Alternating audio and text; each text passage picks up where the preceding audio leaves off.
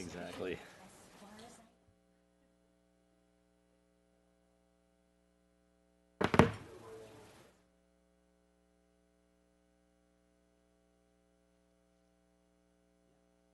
Thanks.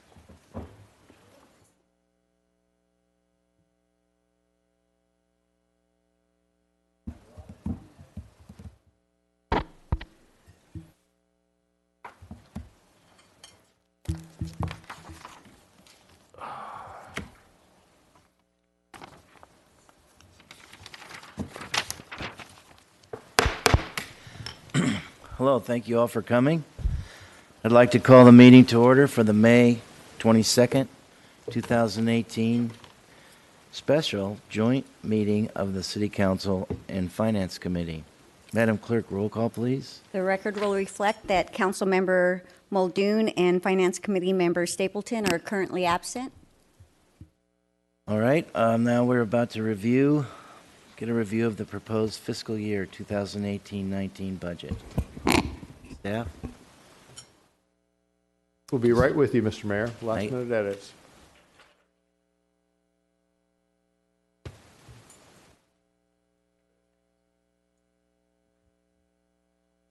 Okay.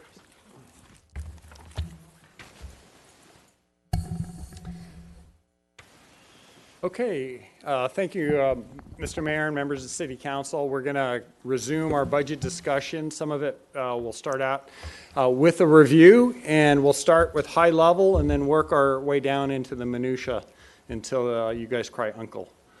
So here we go. So as discussed previously, both Council and Finance Committee received the budget documents on April 10th. There have been some subsequent Finance Committee review as well as Council review. And tonight on the Council agenda, we're setting the public hearing for potential adoption on June 12th. But there will be one more Finance Committee in between on Thursday to further talk about the budget and the Finance Committee recommendations to City Council. So we also talked last time about the budget portal, and this is, we want to encourage folks to access this portal. Gives you the ability to actually slice and dice the city's budget in a number of different ways. So just want to reemphasize this is a good place to start for members of the public. It's just our URL/open budget. If you are not comfortable with the interactive portal, there's the traditional budget document, which is a PDF, and that can be found at just our URL/budget. So just to put everybody's mind at ease, the budget is balanced. Expenditures remain relatively flat with the exception of some of the program enhancements. We're adhering to the guidance on how surplus is used. We continue an aggressive payment towards our unfunded liability, which this year we're proposing an unfunded liability payment of $34.5 million, which includes the $8.8 million of discretionary UAL payment. UAL is unfunded actuarial liability. This budget contemplates going up one full-time staffing and 7.07 part-time full-time equivalents. Before you go further on that, Dan, I do want to note that the checklists make some significant changes to that, including the new harbor department. So the proposed budget is correct that it's up one, but there's more coming in the checklist discussion. And we continue to focus on enhancing the community's quality of life and safety by continuing our capital improvement programs. We're starting a new master plan for harbor and beaches.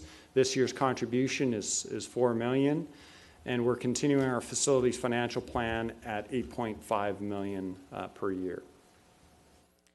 And so overall, the budget we're at about 364 million, which is down about 1.9%, mostly on the capital project side. And that $73 million of proposed CIP includes roughly 46 million of new CIP appropriations in the new year. So our main operating fund, which is the general fund, is also balanced. And the last time, if you recall, we typically take the prior year surplus and reprogram it in the following fiscal year. Last year, we closed fiscal year 16-17 with a $12.5 million surplus. And in this budget, for 18-19, we are proposing to include that $12.5 million in our appropriations. And so when we talk about all sources versus uses, you can see we still have a balanced budget in the general fund. So in terms of the proposed use of surplus, you've seen the slide as well. Roughly 5.7 million going to infrastructure or things benefiting the community today, and then 54% or 6.7 million attending to long-term obligations, whether they're operating or well, in fact, I think they're all operating liabilities. Okay, so when diving into expenditures, you can see that public safety makes up roughly 54% of our budget. Public Works, in a grander category, not just the Public Works Department, but municipal operations in total, is our second largest department at 39.2, community services at 24.9, and so forth. In terms of how that breaks out, 64% of that is really salary and benefits. 25% maintenance and operations, and about 24 million is transfers. And you say, wow, what kind of transfers are leaving the general fund? Well, these are all our, I want to say virtually discretionary payments, but this is where we get to choose or how much of these master plans we choose to fund. And if and some of them are somewhat set in stone, and where we need to contribute at least 8.5 million to the facilities plan. But at some point in the future, we could feather down CIPs if we needed to. We could cut down on some of our contributions, but in total, we're showing about 24.8 million in transfers out to other purposes. It's essentially, if you will, this is a savings program. So this is not money going out the door. This is money typically that we're setting aside to fund long-range master plans. So continuing with the theme, starting with the big dollars first, we've got some pension highlights. You can see from 2007 through 2018, we had a large run-up in our unfunded liability. One of the key things to note is we think we're turning a corner. Starting with the 2016 val, we're expecting our next valuation that we'll receive in the fall. We may start to see it level off and actually decline, and then further decline in the following fiscal year. But currently, today, our unfunded liability stands at 321 million. So that is definitely the gorilla in the room. And one of the council members in Finance Committee said, Dan, never ever take your eye off the ball, and I'm taking that to heart. So, Excuse me, Dan. Yes, sir. Or Dan, for just a moment, let's stop here and note that when you were talking about the valuation, so something important that folks ought to understand is that we don't receive the 2016 valuation, which tells us how much we owe from 2016 going forward until 2018. And the interesting thing about that is those 2 years are not free for us. CalPERS actually charges us 2 years interest on that valuation, despite the fact we don't actually know what it is for 2 years, right? That is correct. If we played by their rules and waited for the next valuation, the liability would continuing to accrue. We choose not to do that and make our own guesstimate of what that payment is and pay in addition to the minimum required payment. Yeah, and so if you were going to guess how many cities in the state of California do that, what percentage do you think? 5%? I think that it may be in the 10%, but it may be some are $500,000 to $1 million extra.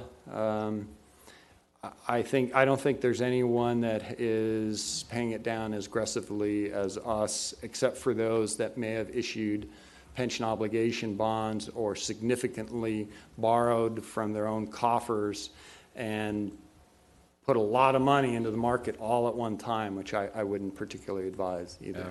So I think we have a better approach. Yeah, I mean, it looks like we're seeing at least a decrease for the first time in 3 or 4 years, which is promising. Yeah, and keep in mind, so there's two things going.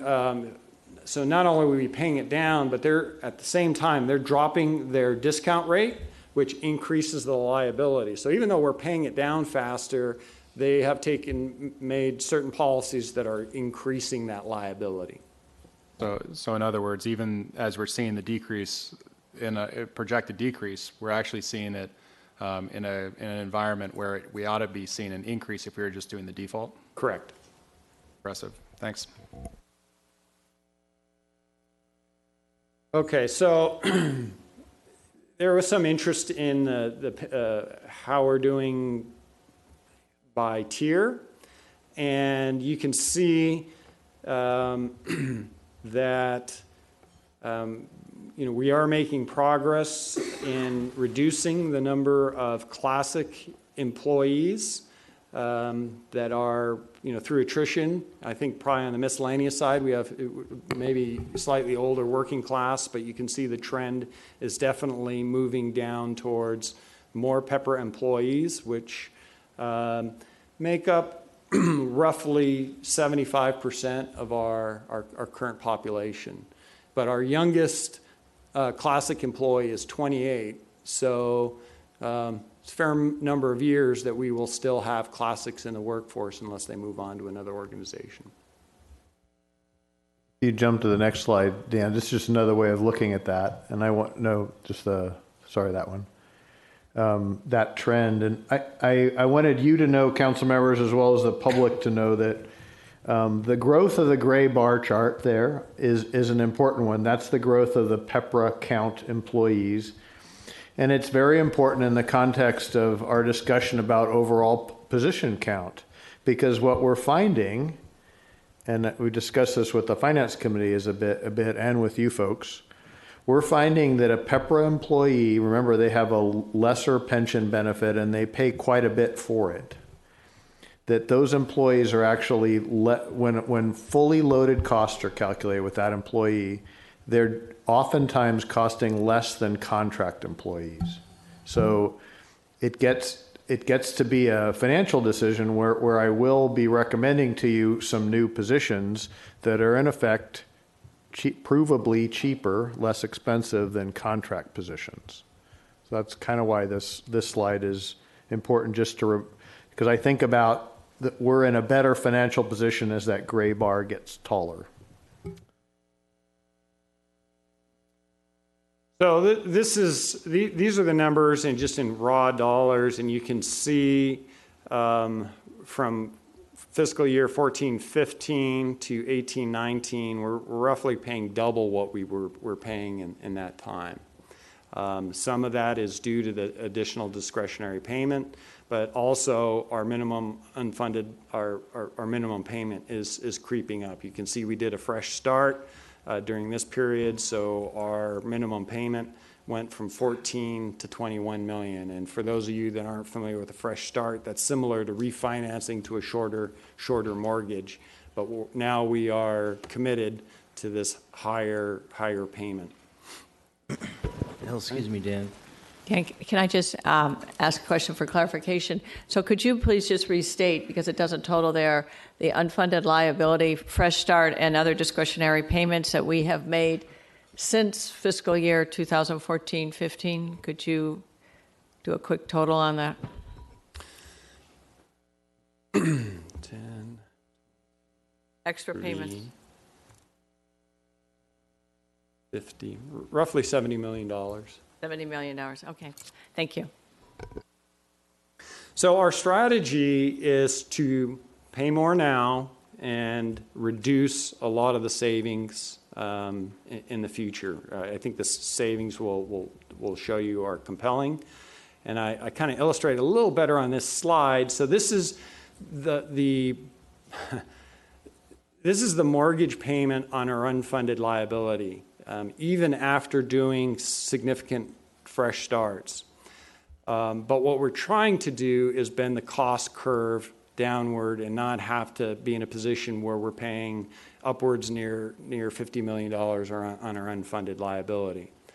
But by paying more now, you can see it's increasing. We're paying more than our minimum payment over here, but it's dramatically reducing what we're paying on the back end. That is dramatic.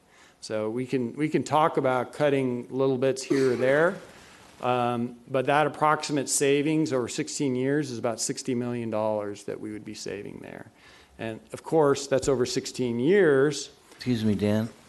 Yes, sir. Councilman Muldoon?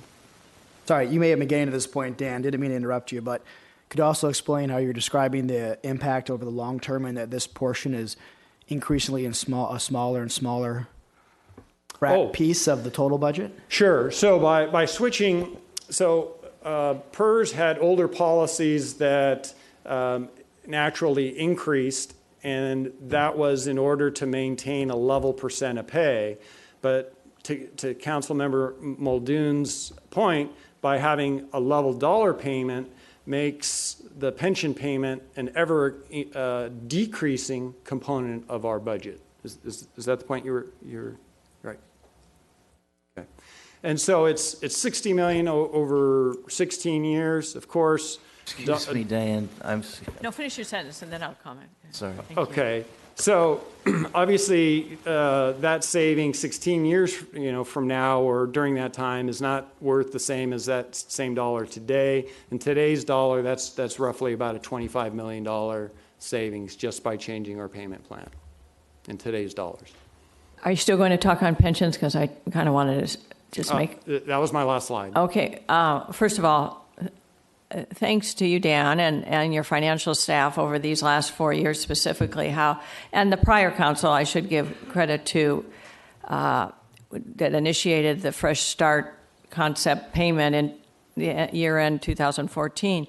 The city has been on an aggressive path to reduce the unfunded pension liability to the extent that we are within our means to do that, and you say $70 million over these last 4 or 5 years, while at the same time keeping total expenditures in check is a significant accomplishment. And just to put a finer point on expenditures, I got these numbers from you, but I just want to say them publicly, that over this period of time, on a CAGR combined basis, growth basis, that revenues increased for the city approximately 5.5% over this period of time. Expenditures, including pension and additional pension payments, increased 5.42%. I mean, that is a remarkable financial accomplishment thanks to staff's good decisions, the financial staff's decisions, the city manager's decision, this council's decisions to maintain rigorous financial discipline while paying our bills, our long-term obligations, while continuing to provide for the quality of life improvements and capital investments that we are making in this community. So we haven't passed the budget yet, but we're on a trend to realize these good financial results and long-term benefits to future generations of residents. So I just want to commend the good work by all. So thank you. Thank you, and I would extend that to my budget staff as well, who do most of the heavy lifting. I'm just the eye candy, if you will, here today. So. We're gonna take a slight break from the financing, and Dave's gonna speak to some assessment district issues. So council members, as Dave Webb comes up, we wanted to kind of break out a couple of key expenditure issues to allow you to kind of weigh in and get a taste for them. And the first one is utility undergrounding. So there's more to come at a future meeting, but Dave was just going to kind of give a snapshot of where we are because this does affect the budget. And I'm going to recuse myself from this item correct. because my participation in a company that deals with wireless companies.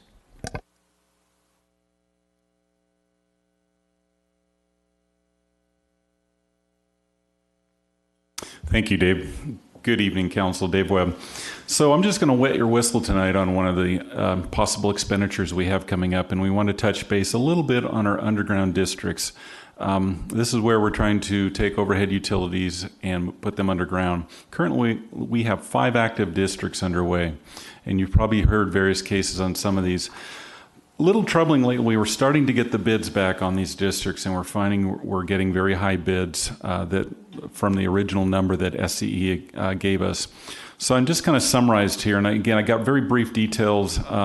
We can take questions, but we're going to actually do some full-on study sessions if it's your will to go in a little more detail here.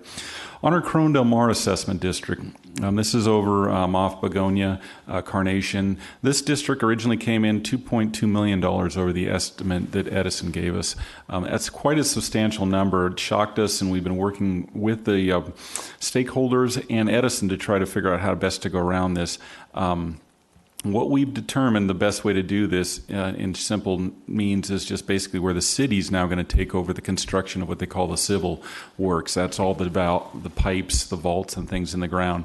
And we can save a substantial amount of money on that, plus the fact that we got very good bids on this, and we're going to bring this to you in another couple meetings. That's good news for us. I think we can get this district back in the box. We also pointed this out to Edison, and their eyes were quite open, the fact that we got such good bids compared to their bids. And I hope that starts them looking at their system, because that's one of our problems. We think that their system has some inherent problems with it, and maybe their costs are higher than they should be. Our next district there, our big backbone district, is the Balboa Boulevard 20A. Remember, 20A funds is where Edison puts money aside for the cities to allocate towards projects they want, and Edison funds that out of that. They completely do all the design and construction of this, and right now we're trying to do Balboa Boulevard undergrounding from basically Coast Highway all the way down to the Newport Pier. This district looks right now to be about $4.5 million over budget. From what they originally gave us, and that's a big number. We haven't quite solved the problem yet. We just had our first meeting on how we can get this in the box. We think there's a combination of maybe nip and tuck on a few things, removing some items. We think taking some of the enhancements Edison has put in it. We had to bring in some special experts to look at their design and saying, wait a minute, you're adding stuff to this district and it's adding costs. Again, I referenced a meeting we just had with them, and we're trying to look for ways to reduce the costs. But we need to get that one in the box. The critical nature of that one is the other 3 districts are built on its back. So the next 3 are private districts that you've already approved, 111, 116, and 116B, various areas of the peninsula. And those are 20B where they're resident funded, but they really rely on the 20A going forward. And you can see the bids we're kind of seeing on there. We're looking, we could be anywhere from $110,000 over to $1.5 million, depending on what the plans were and how the factors went into the bidding. So Just something to note here. There's probably going to be some costs. We're hoping it's not a city cost, but we're going to have to maybe change things. We're going to add money for the staffing and our consultants to run and manage the district versus Southern California Edison. Hopefully most of that will be recaptured in the 20B funding mechanisms. We're going to bring all this back to you on June 12th, your next meeting. We want to do an in-depth on each one of these districts to give you more information on that. So I want to kind of leave that with you unless you have any specific questions, just to kind of get you a flavor of what's coming up on that. A quick question. So you went out and you bid Corona Del Mar and the 117, but you haven't bid any of the other four, either the 20A or the 20B projects. Correct. We have not got to those yet. But is the intent to try and do the same thing that you did in Corona Del Mar with the other four, that we would bid and we would do the structures? I think we're going to have to do that in order to do it. Edison has a couple overhead factors which we may or may not agree with. One of them is they charge 42% on top of the civil cost for their overhead. Well, if you can imagine for instance, the 117, we were working with Mr. Piotr on that. It's $1 million in overhead they're charging, and if we don't have them do it, we do it ourselves, we don't pay that. However, remember, we have some staffing and overhead costs, but it's nowhere near what I think they would charge us.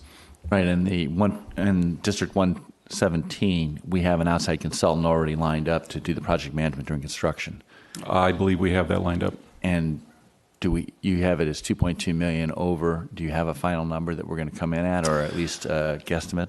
I know that we're close to our original estimate to getting in the box. I don't have the final numbers on that. I know the bids. In fact, the bids will be coming to you on the 26th, your second meeting in June. We're going to ask you to award a civil contract to do that construction, and we'll go through the details on the 12th on that. So where we were 2.2 million over, now with the outside construction manager and doing all the civil work ourselves, we look like we're going to make it inside the budget. I think we're going to be right where we should be on that.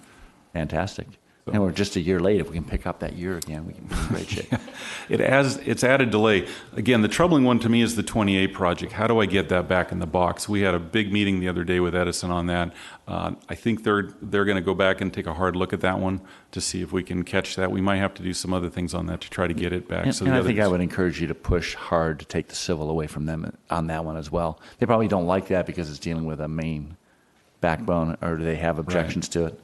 Currently, right now, they tell us we can't do the civil. We inquired upon that, and we asked them to go re-look at that with their attorneys because of the ratepayer cases and things, of the way they get that money differently. That's what they're saying, but I don't know. There might be an opportunity. We offered. We could do that. Structure is still structure.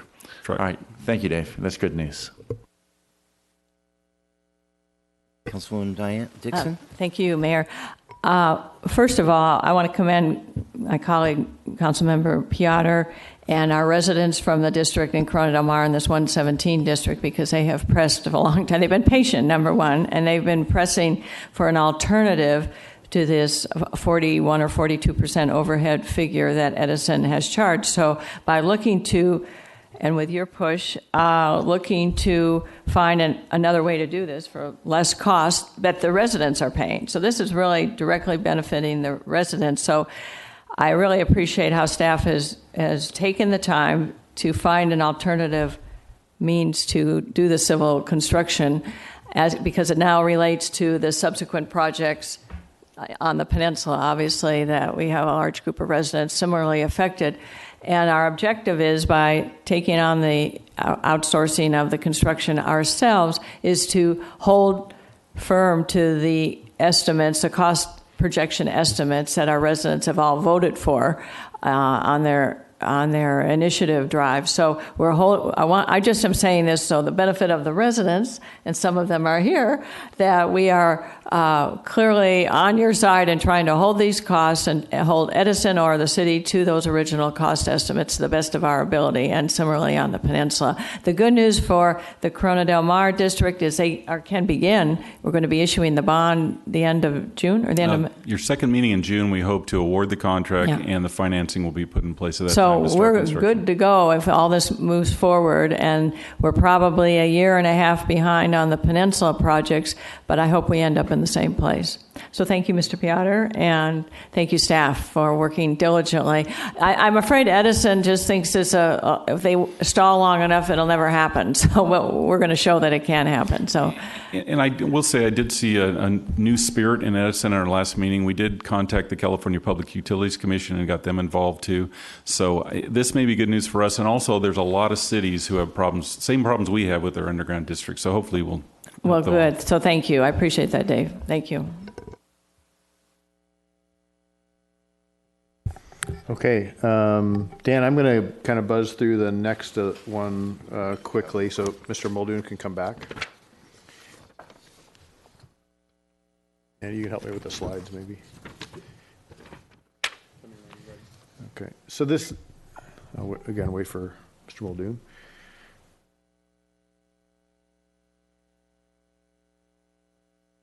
So this next section will be about more specific departmental expenditures, and I'm not planning on doing a very deep dive, but please stop me if you had a question about something, because otherwise, if we did a really deep dive, it'd take a really long time. So if you could skip ahead to the police department for me. Next slide there. Couple notes here. I'm proposing adding a new police officer for school assistants, likely to be split with the school district. And I'll note, so I don't have a pledge yet, but that's the plan. I talked about it with the police chief. I've heard from a couple of you about it. I've heard from some parents that just say it'd probably be a wise thing to buttress some of our school work. So that's, and then Dr. Navarro and I exchanged some thoughts last night, and he was of the belief that one new officer would be ideal for that arrangement. There's a couple of other items on this page. You saw where the Golden State Killer was caught, and I think our whole department is intrigued by the possibility of investing a little bit more resources in cold cases like that. Next slide, Dan. I do want to talk to you about a checklist item next. This is about community services officers, and I'm proposing adding three of these. Excuse me, Dave. Sure. I'm sorry. I'll wait till you're done with the police officer Okay. report, and then I'll ask. Okay. This is an important program. I would not propose it if I didn't think it was necessary. These individuals would be assigned to records. There's been a significant increase in a lot of the records obligations there, and I worry that we're falling behind on some important prosecutions. It also, very importantly, can assist us when females are in custody in the jail, and basically allows us to continue our normal operations, which otherwise would be a significant problem. And it avoids overtime expenses. It avoids having a female officer pulled in from her duties outside on patrol, for instance, and assigned to sit in the jail. This is an alternative to custody officer positions, which are more expensive. And most importantly, having our jail allows us to not just do cite and release for drunken public. And to me, that's a pretty important thing. Fridays, Saturdays, Thursdays, that we're able to take drunks off the street and maintain what is in effect our drunk tank. So that's an important one. Next slide, Dan. This is again a reiteration of the school-related position. The cost is about $140,000 split with the district. Details are definitely to be determined. I want to report back to you at that first meeting in June, but it would improve our coverage at the high schools and allow some involvement in other schools in the district that feed into the high schools. So with that, Mr. Muldoon, I certainly welcome any of your question you might have. Thank you. I think you're listening to the community and the council on this item. For the school resource officer position, that would be a sworn peace officer, correct? That's correct. Could you please explain what a sworn peace officer is to those who are watching? So a sworn police officer has a badge. They've gone through all the proper training to carry a gun with them. And they have the legal right to use force in the training. That's correct. And the other position you were discussing regarding the homelessness issue, would you please explain a little bit about what that would look like? I'm sorry, could you ask the question again? So switching gears Yes. from the first component, which is the campus safety component, Yeah. To the other position you had in mind regarding. The CSOs, or Yes, there actually yeah. is a little homeless discussion coming up. Okay, well, I definitely don't want to jump. I just want to go through a little bit about what that looks like. Okay. Are those sworn peace officers as well? Let me jump to that slide. And so I just wanted to reiterate to the council and the community within this budget is, and a lot of it is not new work, but I think it should be reiterated, is kind of a 7-point plan that I've been taking about homelessness. And that is, to Mr. Muldoon's point, we do have a full-time homeless liaison officer. He is a sworn peace officer. He is, that's Officer Yim. He's also trained to do some social work, because you have to do that in dealing with the homeless. Also, this current year, we've incorporated a new program within our budget, and that is we have 2 persons assigned to us from a faith-based nonprofit called CityNet, and they assist Officer Yim as well as a person from County Behavioral Health to basically try and get let me back up. Each homeless individual in Newport and in any community tends to need to be treated individually. They'll have issues very specific to their own mental health, physical health, et cetera, and eligibility. So the CityNet and Tony Yim and Behavioral Health treats that person that way. And with the overall goal is getting them eligible for benefits, getting them stabilized, and then getting them to housing. It takes a long time, but it's been working. So that's been our continued path there. And then some of the other points on this slide, we'll continue to work with the Association of Orange County Cities and the county in this effort. There's a lot going on, as folks have read in the paper. And then next slide, Dan. And then to me, an element of this is providing some special resources for the police department if someone needed short-term rental assistance. And these are just emergency type things. Some passage home. Some people just need a way to get home. And we've been able to get people housed because of that if they're not from the area. And these are some other elements. The county region-wide is looking at increasing our supply of permanent supportive housing.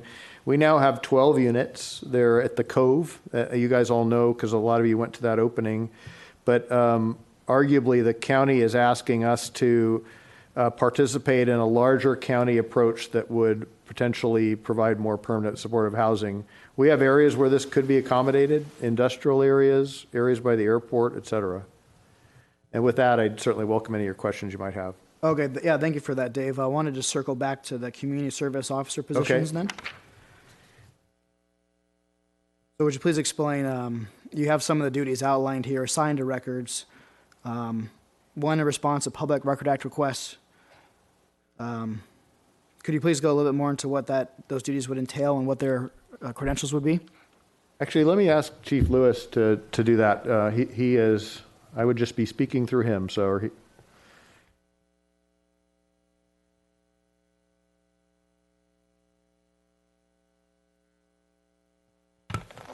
Thank you, Mayor Duffield, members of City Council, John Lewis, Chief of Police. And specifically what we have in this proposal is addressing our female custody. When we have females that are arrested in our custody facility, we are required to care for those individuals, and we cannot make decisions about whether or not to transport those individuals from our facility to, say, a county jail, depending on our custody staff. We're required by state law to have female matron staff available to house these arrestees. So with that in mind, we looked at how we could meet that mandate and also in the most efficient way, and then also address needs that we have had in the police department for a number of years, particularly the PRAs, where we're talking about the increase. I believe it was 71 in 2011 too, and I have the number here. Pretty significant increase. in the PRAs to 281 last year. So that was part of it, and we wanted to be able to address this gap in our staffing in the jail, but then also have a additional resource to other areas of the department. So this is where we came up with the CSO solution here. And what these CSOs do is they are assigned on a 24/7 basis to our records function, but now we have transferred the responsibility for the matron assignment and making sure that we have that coverage as part of our custody assignment to correlate with our records deployment on a 24/7 basis. So I'm not sure if that was the explanation that you were looking for, but I've got some plenty of other things to talk about in relation to this. Well, I think that's pretty helpful. Thank you very much, Chief. I know there's a study session, so I'm going to offer my unsolicited opinion on this matter. I definitely support increased police presence here on our campus with appropriate officers that are trained. I am not in support of 3 community service office positions for the sake of dealing with this paperwork issue. Whether public record act requests are fairly simple. If it's not sensitive, perhaps there's a way we could deal with it through our Explorer program or internship program. I'm a little concerned about the number of positions that are being proposed. They continue to grow, some of which are necessary, some of which I think are not necessary. So I wanted to give that to the city manager so he knows for future planning. I don't know if I'll have the same agreements of my staff and then my colleagues. And then I would like to learn more about what's being proposed for the sake of dealing with the homelessness issue and what resources are available to them, because that's a very important issue. And I would put school safety and homelessness above responding to records or having full-time staff for record response purposes. Thank you. We're going to continue Excuse then me, unless other questions. Councilman Avery? Thank you. Dave, about the 7-point plan, I know you know more about this than most. In terms of the city's kind of contribution to the overall problem of homelessness, are we at a level with other cities? I know we're under the gun here. Is this enough? Councilman Avery, I think it is enough. I think it's a good, solid response as long as we're staying in partnership with our other cities. It is not likely that Newport Beach would ever be home to a more significant facility like is being contemplated for South Orange County and like exists in Central Orange County in 2 or 3 sites. So I don't see us offering that kind of resource, but I do see us offering to be a part of whatever long-term solution that is, because I think that helps us in the long run in terms of just dealing with homelessness in our community. We can't slam the door and assume that we can't be part of anything. So to me, this is an appropriate approach. Right, and I certainly think our residents don't want to either. We have an obligation to be a part of the solution, which is a long way coming, I think. And is this similar to what some of the other cities are doing now, or is it sort of a mixed bag? It is, Mr. Avery. Most cities have their homeless liaison officers. Most cities are contracting with CityNet or a similar provider. Almost everybody is participating in the regional efforts and solutions with the county and the ACCOC. And a typical toolkit for a city are those special resources. And then there, as especially Councilmember Dixon knows, there's a wide dialogue going on across the county about trying to appropriately site more permanent supportive housing as a part of the overall housing spectrum. That there may be a community with a shelter, there may be a community with transitional housing, there may be, but overall the widest need in Orange County is for more permanent housing.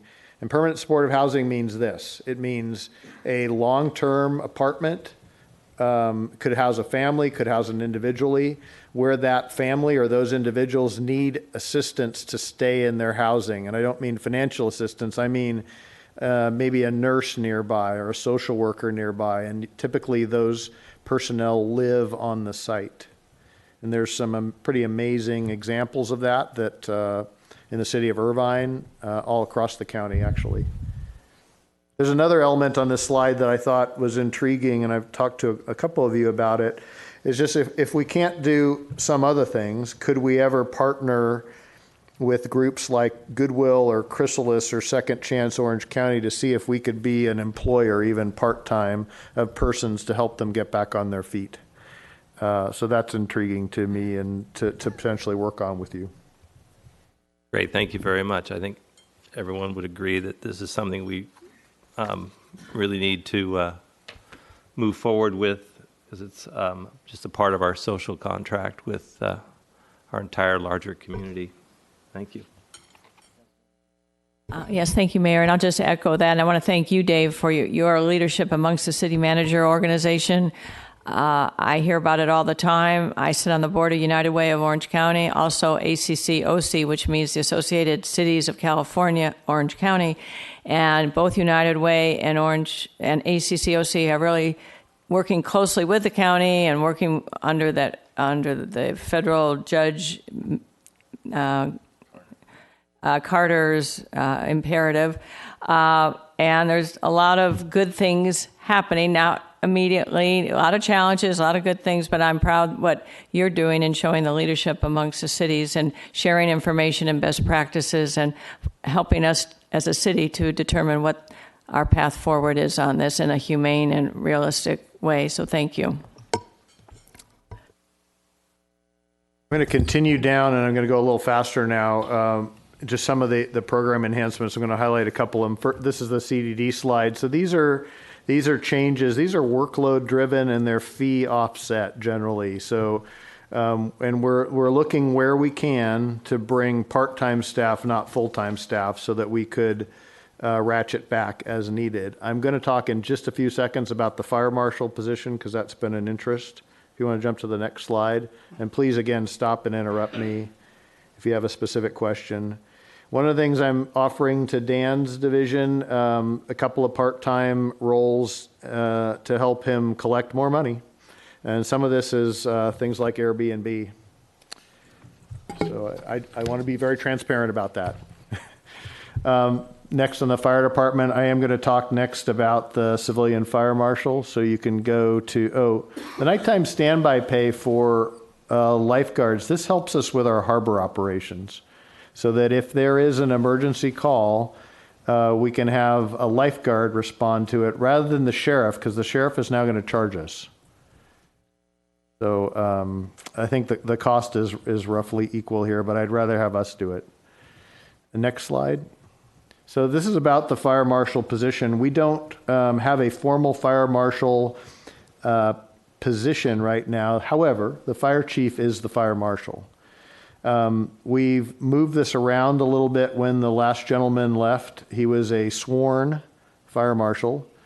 And over a short amount of time, we've figured we probably need this role back. So the proposal is to civilianize it and fund the position. Some of the fire prevention staff, and think of the plan checkers in this case, are in community development. The proposal is to move fire prevention back to fire, but place the fire marshal physically with them in Bay C1. And if everybody's familiar with City Hall, that's the bay with the plan check counter. So with the fire counter, with the plan check counters, and then that person, that civilian fire marshal, would duly report. They would report both to the fire chief and to the CDD director. We've worked on this quite a while with Assistant City Manager Jacobs, and with Chip Duncan, the fire chief, and with Simone Georges, the CDD chief. We think this is a good solution. So I'd certainly welcome your comments on that. Dave, just for history purposes, maybe it's worth, was it the 16-17 budget when you had proposed making the switch to what we've got now? And for history's sake, it might be worth reminding folks why you had made that recommendation that the council adopted, and then how we're modifying that recommendation now. So yes, Mayor Pro Tem O'Neill, I'm going to forget the exact year, but it was fairly within the last 2 to 3 years where we were seeing what I would assert was a continuing problem with timing of plan check review. And I believe part of that problem was there was not a unified, the fire prevention staff were in fire and kind of not under the same direction as the plan checkers and CDD. We combined them. The fire marshal himself left the city. I didn't replace that position. Since that time, I think the plan check side has improved, but I have seen the merits of why there should be a closer relationship between a fire marshal position and Mr. Duncan, the fire chief, thus this proposal. And the way we've set it up, I think we won't go back to that time where there was a disconnect in terms of scheduling and plan review with this different arrangement, because I think it's still very customer service focused. Councilman Piotr. Thanks, Mr. Mayor. Dave, we've been doing the fire marshal services, and Chip has been the official designated fire marshal, and the plan check services has been done in community development. So we're bringing on a new fire marshal. He's going to report directly to the fire chief. My question is was there something that wasn't getting done, or is this just a reorganization? Are we adding a body? Are we getting rid of contract workers? What's going on? I think in terms of what wasn't getting done, I think there are enough types of inspections, regular and special, that were within the purview of the fire marshal, and with that reduction in staff, they weren't getting done in the manner in which they should have been. So to me, that's a key role to replace. So a building plans come in, they get checked for fire prevention, fire safety, and then under construction, you get a fire marshal out there or a fire department inspector, and that wasn't being done. The building inspectors were performing that role, perhaps?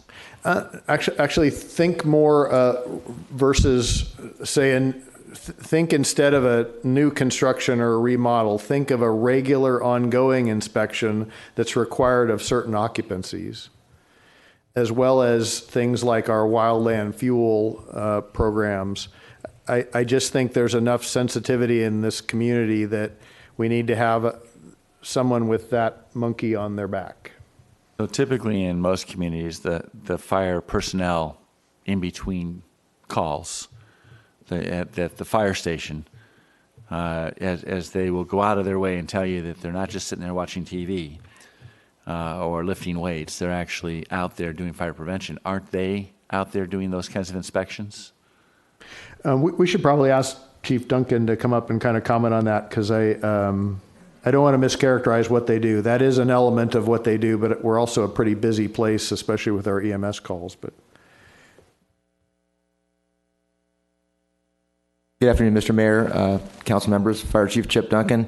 And yes, I can explain that. So yes, we do have some inspections that our companies do in service, some of the lower level things like just regular businesses and things like that. Then we have our upper level ones like Hoag Hospital would be an institutional inspection that we do, very complicated. Jazz, our semiconductor plant, is an H occupancy, so we would inspect those places and use our fire prevention folks to do that. But more importantly, kind of to reiterate why the fire marshal position is important. By statute, the fire chief in every city is the fire marshal. So at the end of the day, that responsibility rests with the fire chief. One of the things we discovered in the last couple of years when we didn't have the fire marshal position is with the uptick in a lot of the real complicated building projects. Perfect example is the Uptown Newport that we have going up next to Jazz. There's a lot of complicated trade-offs in the fire code. And my background's in fire suppression, it's not in fire prevention. And I truly believe that there's an opportunity to work with our developers to find a more efficient, cost-effective way to build a building and still keep it safe and still meet the code requirements, but perhaps trade some things off, but still achieve the objective of the code to keep it safe. So honestly, that's really a unique skill set for a fire marshal to be able to do those kind of things. So that's where your fire marshal really comes in and helps with new construction. And also, too, just kind of shepherding that project through and making sure that they're following through with the things they originally agreed upon, which sometimes does not happen. We found that to be the case a little bit here late. Some of the things they were supposed to do, they're not doing.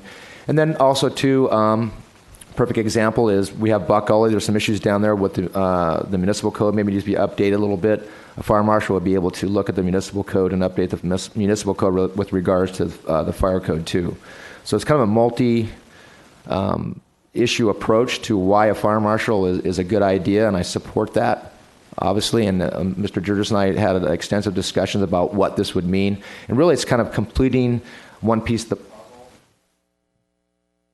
the puzzle and making it so we're more efficient. We provide excellent customer service. As Mr. Kiff said, we did not have the world's greatest relationship in the past, and we are not going to return to that. Our goal is to increase our customer service, make sure we're still building safe buildings and taking care of the safety end of it, too. So basically what you're telling me is that you were doing plan checks and things like that for the fire code, but there was a lack of follow-through in inspections. A lot of times the building inspector didn't check the fire code comments, and there was some follow-through mishaps. Plus, like you say, there's some more complicated structures out there with different occupancies, high-rise and life safety that, again, it just needs more personnel to deal with. Well, I think part of it, too, is currently the building official oversees our fire inspectors, and that's just one part of his job. It's just like anything, the fire inspectors have a big job, and there's really nobody managing the inspection part of that because they report to the building official. So if you add the fire marshal, you have someone who's basically their supervisor in confirming that they're getting those inspections done and also recorded in the records management system, so that's done. But also it gives you a little bit more of a force multiplier that when things do get busy down there, that person can direct our inspectors that we're supposed to go out and do an inspection and to say, hey, you're going to probably not do that inspection day. You're going to go and help out at the counter. So it kind of helps us manage our workforce down there, too. So we noticed that disappeared, too, when we lost the fire marshal. So he'll be more engaged. He or she will be more engaged with who's doing what, where are they going today. We're exceptionally busy today. You're going to work the counter until noon, and then you can go out and do an inspection. So it's managing our workforce also. So we're adding one full-time equivalent. We're not replacing existing plan check with a manager plan checker. We're adding a management level. We're adding someone to actually manage those folks down there. And is some of this or most of this covered by fees that we're getting from building permits? Some of it would be when we update the fee study, yes, because that's right roped into the overall cost of fire plan check. And I guess the other question would be is, I would like to see this guy out there aggressively looking at things like fuel modification and training your guys, in the stations when they go out there and do their inspections so that they could carry on a lot of those field inspections. And then, like you were saying, maybe he is the high-end, high-level area where he's saying, let's make some changes to the, municipal code, but that your guys out in the field learn more and learn about the advantage of having your guys out in the station go out there and look at Buck Gully, for instance, is not only that do they learn about fuel modification, but they actually familiarize themselves with the territory if they ever had to go down there and fight something. And, utilizing your field staff like that as much as possible and educating and training them more, I think would be another goal I'd like to make sure that Fire Marshal has. But thank you, Mr. Mayor. Thank you, Councilman Muldoon. Thank you, and thank you, Chief. I appreciate the explanation, especially for the sophisticated locations like Hogue and Jazz Semiconductor. I personally would be against another position. I would have no problem allocating an extra budget item for you to use a consultant to attend these inspections with you and offload work with. But again, I have concerns about this proposal. I'm surprised how many positions it's offering. It's been the tradition of Newport Beach to try to keep our staff low. That was something that I know a bunch of colleagues and I are very proud of, so that we're the most efficient possible. And I support giving you more resources, but I don't support another position in this. So just mostly for Mr. Kiff to note and to see how this progresses. Thank you. Thank you. I'm going to move on then. Very briefly, just summary of Human Resources Department changes. You can go to the next one. Library, this includes the arts programming. I wanted to note that just for the arts commissioners that are here, I am not proposing any changes to the arts budget. So remember last year we had the sculpture garden funded in part by Visit Newport Beach funds. I'm not proposing changing from that. I'm not proposing any allocation changes in terms of their community grants and their own grants. These are just the program changes as a result of the symphony not coming back. So there's actually a net savings in that. But just for the record, there's no proposed changes to arts funding that would involve a reduction. Next slide. So municipal operations, this includes kind of the current structure, not the proposed structure, but there's a lot of dollars moving around in this, in part because of the additional cost for imported water.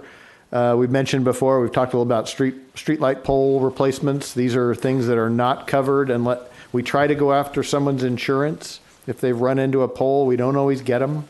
Sometimes they drive off. So again, for all of you out there that please don't text and drive because you knock down a pole, you hurt your car, yourself, and cost the city money, among other reasons. Good reasons not to. This is a place where we are using consultants.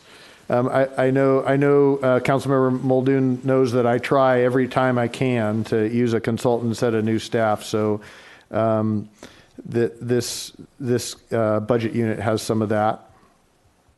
Next, we are trying to invest a little bit more in how well we clean our restrooms, because that's a big complaint for folks kind of across town. So a little bit more money going into that. Next slide, unless you had questions about it. Contract work again with Public Works. Next slide. Recreation, almost no changes to that. These are almost all offset by fees. Position changes. So getting to the end here, I promise. The net position change, the next slide is 7, and that I know that's a lot, and I really respect everyone's concerns, the concerns that Mr. Muldoon noted as well. I would just reiterate to you that we're really seeing a changing legal situation where contractors are being treated more and more like employees, and that it's challenging both with the great economy to get good contractors where we even can. They end up costing more than our own staff, even fully loaded costs, provided we bring them in at PEPRA level. I will continue to make my commitment to you that our new employees will be PEPRA employees if I can possibly do that, and 95% of the time I can. The only time that sometimes I can't is if we really need a good lateral police officer, and those come in at tier 2. Part of this too is the new harbor division, where we've actually had people working full-time, but in part-time designated positions, and this actually declares them full-time positions. I'll stop there in case you have questions about that. I don't see any here. All right, next slide. I'm going to turn it back to Dan and Susan probably.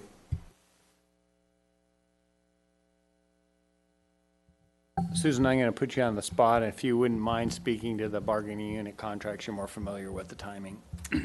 We just, in this proposed budget, have a lot of contracts that are coming up for expiration, so we had no way to anticipate what those contracts would end up costing. So you see most of the miscellaneous units expire the end of this year. So Human Resources Director Barbara Salvini will start negotiating soon. And just to let you know how we deal with this budget-wise, we assume that we're going to budget 100% of our costs for every position, and that never happens. So there is a cushion.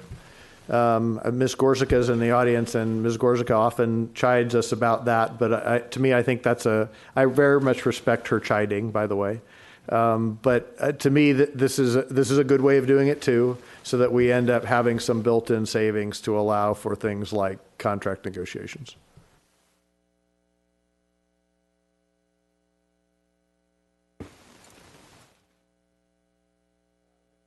Is the vehicle replacement program, just so you know that. I don't want to spend too much time with it. And then jamming to the end.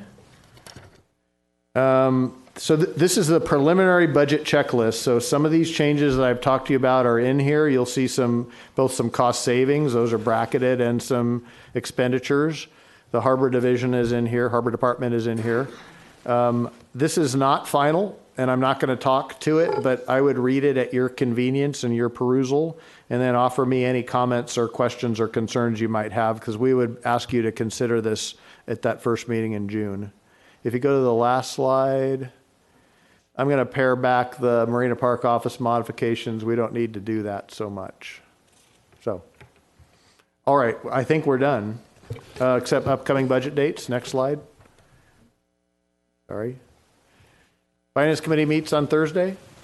Hopefully we'll have a public hearing and your consideration of adoption on the 12th, and then the year begins. And with that, I will thank you for listening to me go on, and thank, again, as Dan notes, thank both Dan and his staff for all the hard work, and the Finance Committee who put a lot into their review of this as well. Councilwoman Dixon. Yes, thank you. Mayor, could you please go back? We quickly went through the CIP checklist. It's the first time I've seen it, and I just wanted to see where we are on capital improvement. Just so you know, Councilmember Dixon, this is a rebudget versus the actual CIP. We can bring that to you. We thought we brought it to you so many times that you'd be exhausted by it. So these are generally where a project's life, okay, everything doesn't stop on June 30th, right? Right. No, I get the carryover. So these are the rebudgets. Was there another slide right here? Yeah. So I guess my question is, this is really a long-standing question. So if my memory serves me correctly, in 2014/15 budget, there were two median landscape improvement projects, one in West Newport as you approach coming into Newport on Coast Highway, and then one down further on the peninsula between 15th and Balboa Village. And during budget discussions, Mr. Avery's predecessor was moving to get the West Newport in, and so I did a trade-off with him, agreeing that we would do West Newport landscaping, median landscaping first. And I'm pleased to say, because I know the residents have been patiently and passionately waiting for this project. So, Mr. Avery, your West Newport landscaping project is on its way. So I want to kind of go back in time and ask what happened to the beginning, because these are all in phases. At this point, it would be conceptual design work for the 15th Street to Balboa Village, which, if I understand and my memory serves me correctly, the funding for that comes from the Balboa Village Parking District, so the BVAC funds. So they're not necessarily within the corpus of general fund, but they are restricted funds for BVAC, and those funds have been held in abeyance to do this. Is that correct? So Mr. Webb, who's sitting out there, may know the answer to these As I understand it, we would have the funds in the BVAC fund to the Parking Management District to move to that capital program. I was going to propose that as a checklist item for you to consider, given your interest, Ms. Dixon. Well, it's not just mine. I mean, the whole Balboa Village community, and we just had a meeting this afternoon on parking issues and exciting economic development issues with the Ocean Quest and the Balboa Village Theater, and to complete that original master planning for landscaping down Balboa Boulevard and begin the process. We don't have to do it all in 1 year, but all I'm asking is if we could, in your checklist, put the conceptual design funds that are already allocated in BVAC, if they could be lined up in that. I know the merchants of Balboa Village and the peninsula would be very appreciative, and the residents. Thank you. Councilman Piotr. Dave, is the budget checklist online, or can you send us a copy of that? What we'll do is put these slides online so you'd be able to review it that way, as would the public. That'd be great. Thanks. Yep. Go ahead. One other new subject. I just want to publicly thank the Finance Committee. Some members are sitting here, and they've worked hard. The Finance Committee meets during the budget period twice a month. They've tirelessly and generously give up their time and their financial expertise, for which we are very grateful. Mr. Piotr, it was your idea to add on public members, and I think it's been a terrific idea, and it's been executed flawlessly. Our members, Ms. Gorsica, Mr. Tucker, Mr. Calapi, and Mr. Stapleton, have been dutiful in representing the people of Newport Beach and representing on where they are. They're financially astute at the expert level, and we are very fortunate to have the benefit of their time and expertise. And I do want to thank the staff for their hard work in putting the budget together, and all the members of the public who occasionally attended the Finance Committee meetings and added to our discussions. It's very much appreciated. So thank you very much. Thank you. Are there any comments that the Finance Committee members who aren't on the council would like to make at this time? Anybody want to chime in, say anything? Okay. No? Yes. I won't be bashful. My name is Larry Tucker, and a couple of the discussions that went on, I just want to remind the council that the staff has got a program to pay down the unfunded pension liabilities, but it assumes one very important thing, and that is the returns that are assumed happen. So if we completely funded all of our unfunded liabilities, we'd probably have in the range of $900 million with CalPERS, something along those lines. If you have a year where you have no return, like we did a couple of years ago, and you're supposed to return 7%, you would find you have another $60 million unfunded liability. So because of the size of our fund, you're multiplying even a small change in returns or shortfall in returns by a big number. So that's going to be hanging out there, and there's really nothing we can do about that. I would like to bring to the attention of the council the big increases we've had in real property taxes. Real property taxes is really the key income feature that the city has. In the city, other than transient occupancy taxes, the bulk of our monies come from sources that we don't control. But in the case of real property taxes, to the extent there's new construction, people want to build things in the city benefits.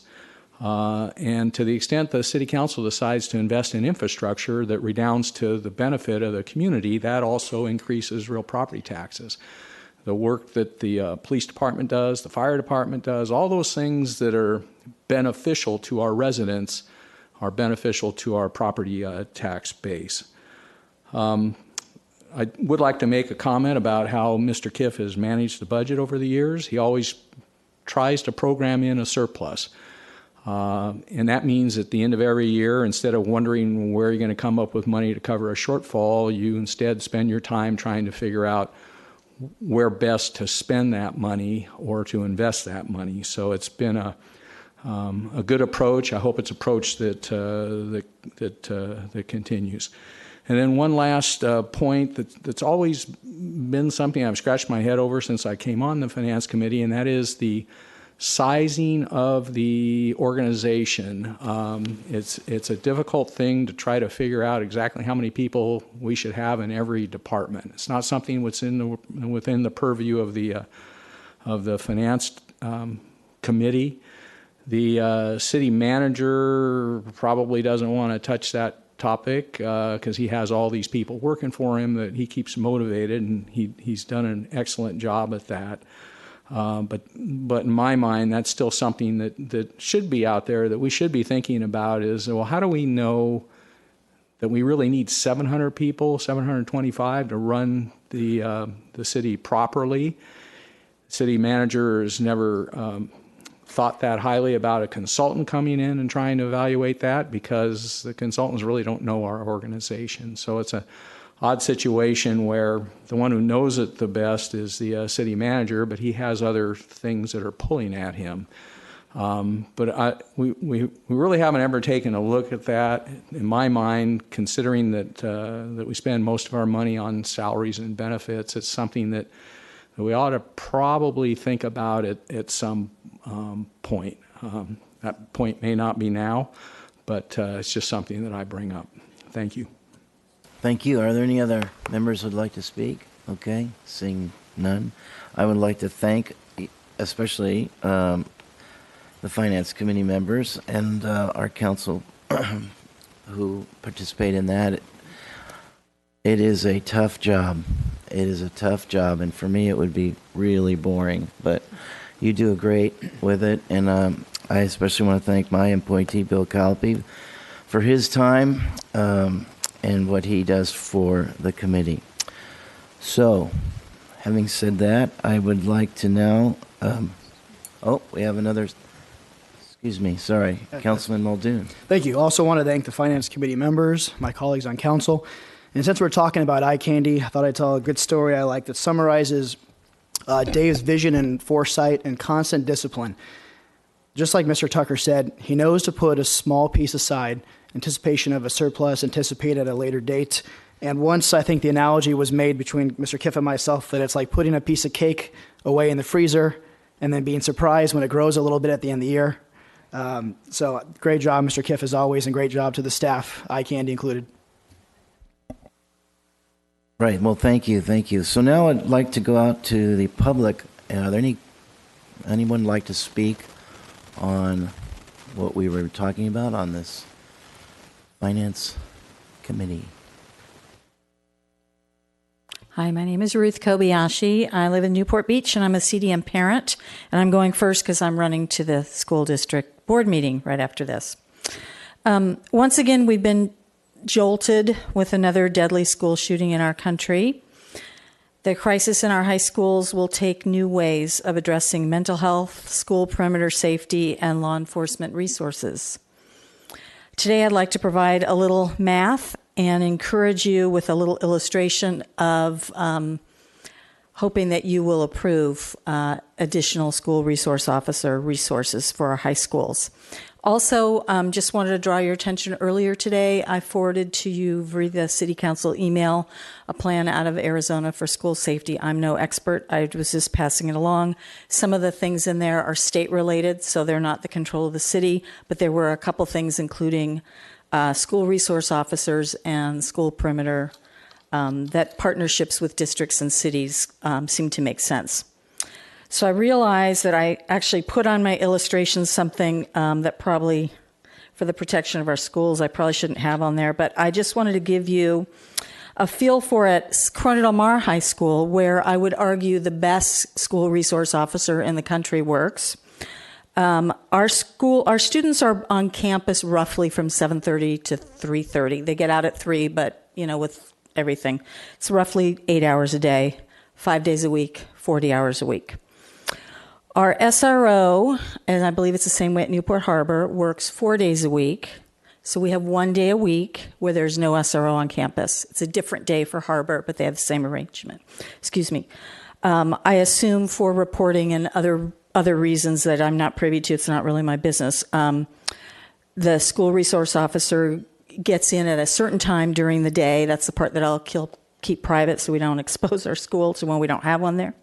But the math that I did, if we take away 1 full day a week plus 2 hours less per day based when he's doing other police work or at other schools or during reports, whatever his other responsibilities are, gives us 24 hours of coverage. So 40% of the time that our students are in school, there is no SRO on campus. For that reason, and many others, I'd like to encourage you to approve at the right time that we have more coverage for our high schools and our school resource officers. And also encourage you to please continue to expand your experiences with our high schools. Think outside the box in addressing school safety, mental health, and police department resources. And thank you. Thank you. Next speaker, please. Good evening, Mayor and Council members. My name is Joy Brenner, and I'm the president of the Corona del Mar Residents Association. And I appreciate your concern about not expanding our city staff any more than we absolutely have to, but I have to tell you that the communications that are coming to me from the community are often about enforcement, compliance, and having enough officers or city staff members available to resolve problems when they come up. I've had frequent complaints about the delivery trucks that are delivering long before 7 in the morning, sometimes 4 a.m. in the morning.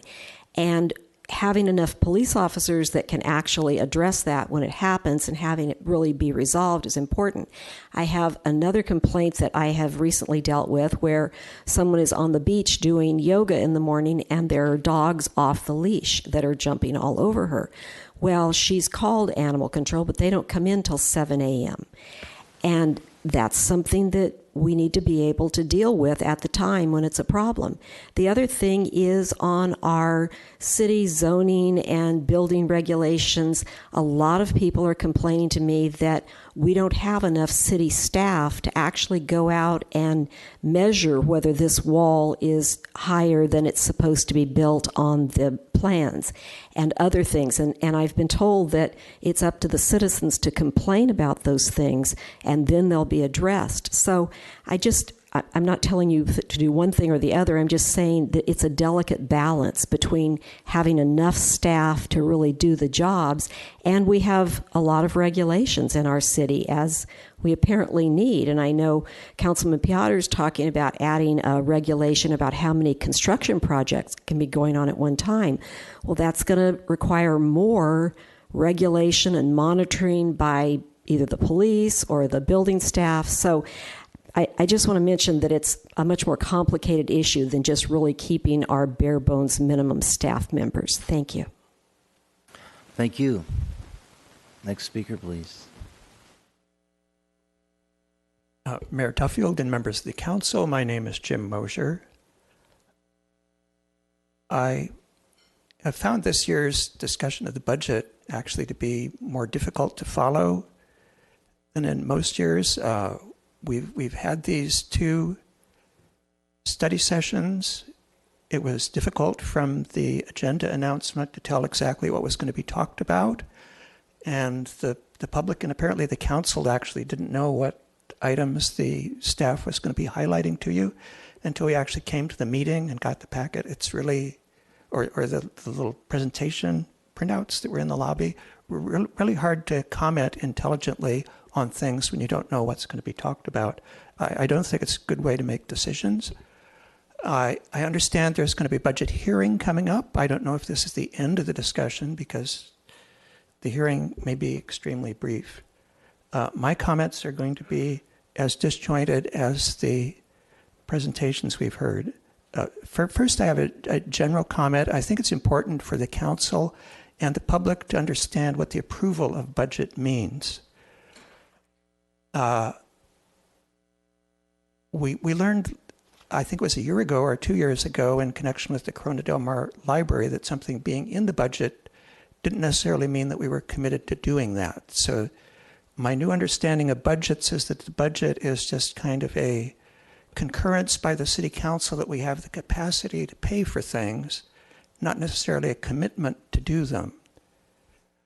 If that understanding is right, which I don't think it is quite, because I think the staff takes the approval of the budget to be an approval and a commitment to do certain things, I think we need more clarity as to what the approval process means and what staff is being given the privilege to do.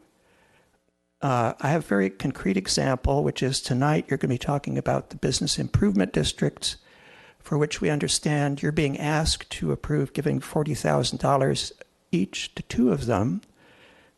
This is very mysteriously coming out of a budget line item that is in the city manager's department under supplies and materials, which is a $425,000 line item you're being asked to approve. I wouldn't have guessed that the $40,000 to the business improvement districts was coming out of supplies and materials. And I'm wondering, by approving that budget, if you're giving the city manager the green light also to give $40,000 to 2 merchants associations that we have, or does that have to be approved separately? It's all a little strange to me. So I think it would be good in the budget to distinguish which things are just demonstrating that we have the money available and which are actual commitments to this, particularly important in the capital improvement program, that we distinguish things that are just a possibility of funding them to things that you're actually promising to fund. And especially with the new city manager coming, I think because of this uncertainty about things, the council should be giving serious consideration to reducing the staff's discretion to write contracts, because the spending happens by contract.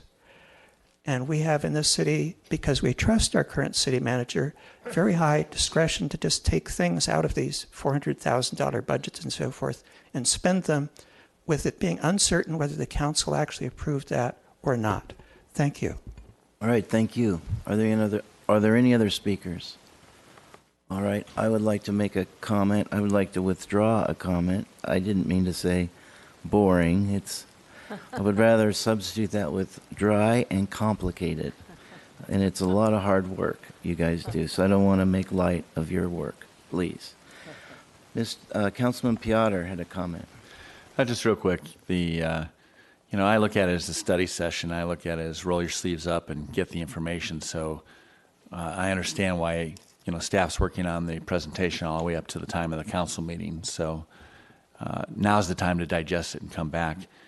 Also, just clarification what Joy was saying, I'm not trying to limit the number of construction projects, but I'm trying to regulate the parking based on the number of construction projects. Thank you. All right, thank you. Any other comments up here? I'm sorry. Yeah, just one real quickly. It's an interesting point that Jim brought up about the CIP on the CDM library. It might be worth at least explaining for just a moment to clarify the comments that he's made. Mr. Kiff, would you mind? No, I certainly would not mind, Mr. O'Neill. So the budget is an authorization document, and it generally gives us the authorization to execute the budget itself. However, a lot of the execution occurs in things like contracts. And what we will do, like in the case of the CDM library, is we had the budget authorization. We put that out to bid. The bids came back higher than we had planned, so I basically put that on hold. So that's always within my power to do. And then later, as you folks saw, when the bid climate was a little bit better, and we were bidding kind of around the holidays for one of those projects, and we did a little bit more research. We waited a little bit longer, had new bids come in, and then I indeed could execute that or bring that bid to you for execution. So that is something that the city manager does and gets to do. Hopefully, I'm always transparent, or the next person in this chair will be equally transparent about the reasons and the fact that the action happened and then the thinking behind it. Yeah, fair enough. And it might be worth noting for folks that there's a big difference between things in the CIP that are budgeted and rebudgeted, and that's a really good indication of what we're talking about when we're talking about rebudgeting. Something is really setting it aside, but it's not technically allocated legally until we sign a contract for it. And then when we're looking at the majority of our budget, which is salary and benefit, obviously that's part of, in fact, if you even look tonight to see a proposed restructuring of departments, you'll see an ordinance that authorizes specific positions. So once we've authorized a specific position and it's within the budget, it's certainly within the city manager's purview to hire someone in to that particular position. There are going to be times when, for example, a budget is contemplating a contract that has not been yet signed, so technically that money would not be allocated until the contract was signed. So there's a lot to this, obviously, but it's worth at least noting that the vast majority of the budget really is probably spoken for by existing contracts, both employees and outside services. All right, thank you. Seeing no other comments up here, I'd like to now have public comments on agenda and non-agenda items. Anyone from the public would like to come up, please come forward. All right, seeing none, I'm going to adjourn this meeting. And would you like a 5-minute recess? Do we have a 5-minute? Sure. Well, I'd like to have a 5-minute recess. Thank you.